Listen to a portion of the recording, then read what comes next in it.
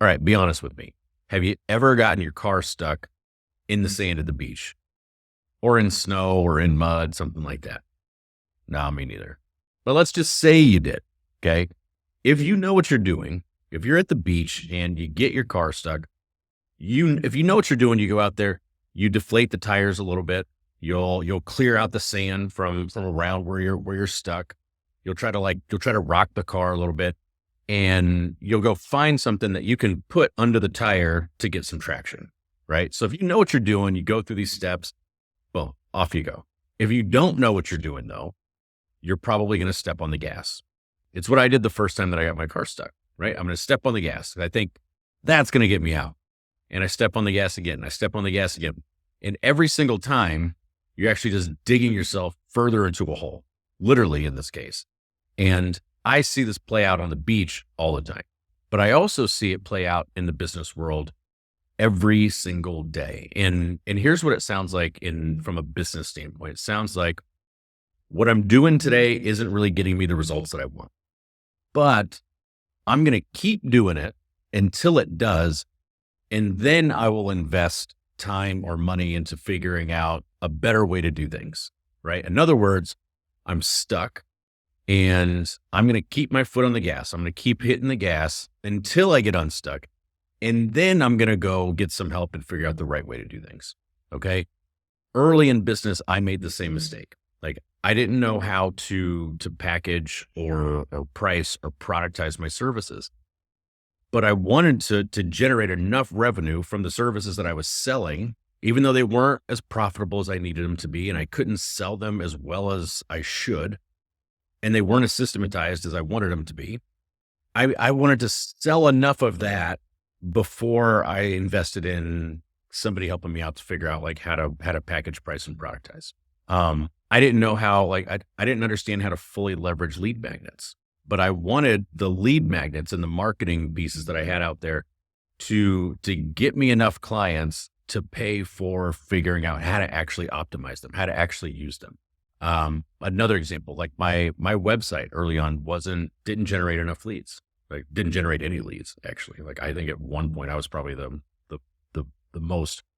person that visited my website more than anybody else, but my website wasn't producing enough leads, but I wanted it to generate enough sales for me and then use those sales to invest in hiring somebody that could help me fix it. Okay.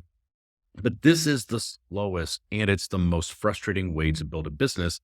And the cost is really significant because every month that I settled at 10 or 15,000 a month in revenue, when I could have been at 20 or 30,000 of revenue, the opportunity cost was 10,000 or more every single month that went by.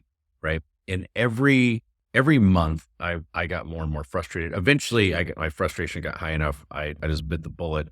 And I made some investments and I got people to help me figure out a few of these things.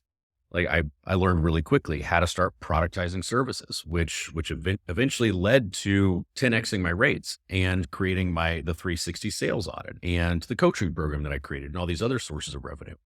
I learned how to create lead magnets that people would actually opt into, which helped me build up my email list from less than 100 people to now over 5,000 subscribers. And I learned how to create a sales page. Like I in large part kind of ignored the website for a long time, but I went and said, all right, this website isn't producing leads. I learned how to create a sales page that started converting eyeballs in the audience that I was reaching into actual opportunities. And that started to build a pipeline of qualified prospects. Right. So like it was nerve wracking when making investments when money was tight.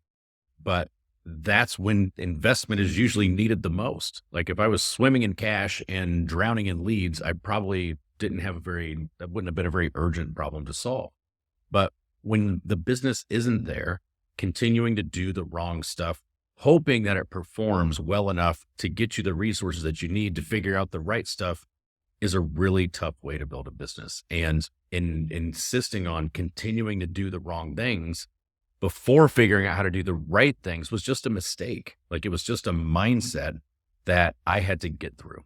But of course, I mean, everything's everything's 20/20 in hindsight, and I get that. But for me, the lesson was really clear. The lesson of when something isn't working, I'm going to look around and I'm going to say, okay, who has solved this problem before, or who can help me fast track getting a solution right now, right? That is the best shortcut that I have found in building my business.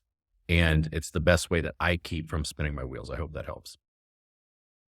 Thanks for watching. I really hope you got some value out of this. If you did, go ahead and hit the like button for me and subscribe to the channel for more of our content.